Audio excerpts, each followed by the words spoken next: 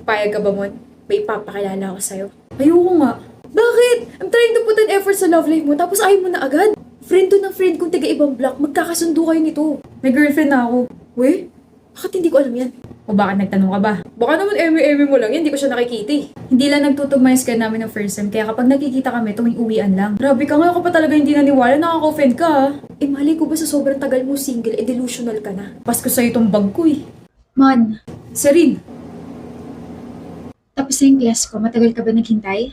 hindi naman. Gutom ka ba? Medyo. Tara kain tayo. Saan mo gusto? Siya ba yung girlfriend mo, Mon? Di ka pa pala umaalis. Ano ba yan? Serene si Joel, kaibigan ko. Joel, si Serene, girlfriend ko. Hello, I'm Serene. Oh, bastos talaga yun. Pagpasensya mo si Joel medyo sabog kasi yung utak nun dahil sa receipt eh. Okay lang. Tara na. Di ba marami na kayong dogs and cats? Oo, pero kasi naisipan ko na baka it's time na to build a small rescue shelter para sa mga abandoned dogs and cats dun sa lugar namin. Mayag naman sila mama kaya next week magre-rescue na kami. Uy, ang sweet nun ah. Grabe, mahal na mahal ko talaga yung mga taong mababait sa mga animals. Dalawa ko ah. Of course! Wait, may dumi ka sa gilid ng labi mo. Dumis mo talaga kumain, love. Mon! Anong framon? Short for gusto ko ng frap, Mon. Daming alam. Ano yung dala mo? Pagkain. Niluto mo? Hindi. Si mama yung nagluto, hindi ako marunong eh. I mean, sinubukan ko naman magluto, pero kasi sabi ni mama, wala raw lasa. Ang sweet talaga ni tita.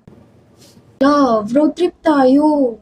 Pero may mga kailangan kasi akong tapusin this weekend. Love, huwag kang mag-pout. Oo na, sige, magra-road trip na tayo.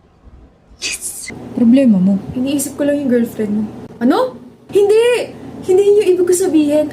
Gano'n na ako katagal ni Serene, pre? Kala ko kung 7 months, bakit? Tagal niyo na rin pala, no?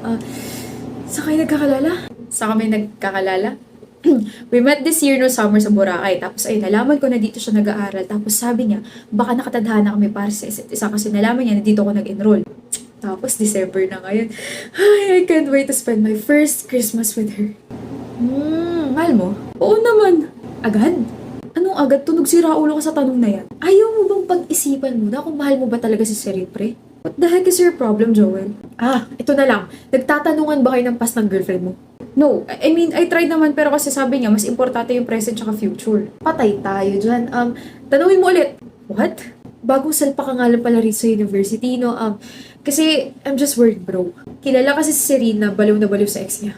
Ex ka ba niya? You sound so stupid. Hindi niya ako ex, pero yung ex niya, naging blockmate ko last year and bro, they were madly in love with each other. Kaya tanungin mo si Serene kasi namatay yung ex niya few months before you met her.